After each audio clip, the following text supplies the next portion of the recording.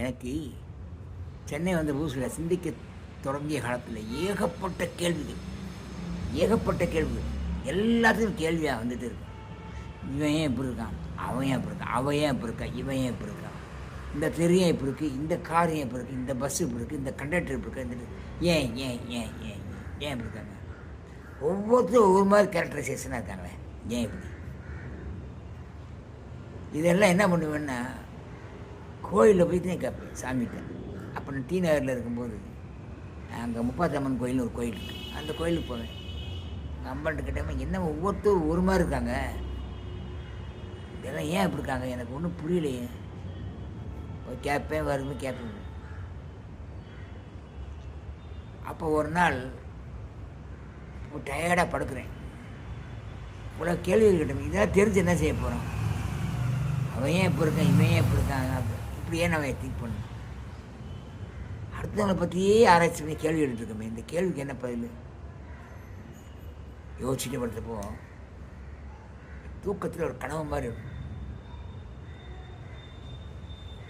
இவ்வளோ பேரையும் பார்த்து கேட்குறியே,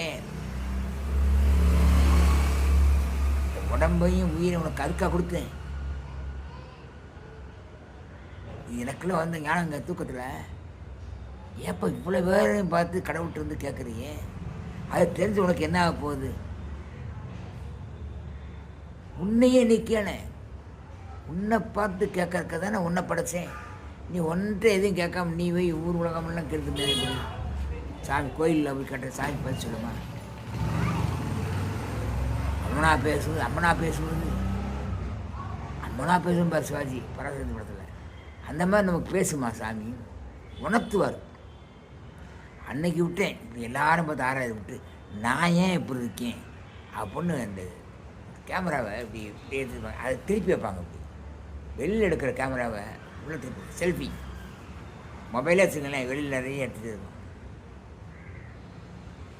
திருப்பி வச்சா செல்ஃபி நம்ம எடுக்கும்ல. அது மாதிரி உன்னை பார்த்து கேள்வி கேட்பதற்குத்தான் உன்னை படைத்தேன், நீ உன்னை விட்டுட்டு எல்லாரும் பார்த்து கேள்வி விட்டுருக்கேன்னு ஒரு ஞானம் வந்துச்சு. அந்த இரவு நன்றி சொன்னேன், அந்த அம்பாளுக்கு போய் நன்றி சொன்னேன். லைக் பண்ணுங்கள், சப்ஸ்கிரைப் பண்ணுங்கள், பிடிச்சிருந்தா மட்டும் ஷேர் பண்ணுங்கள்.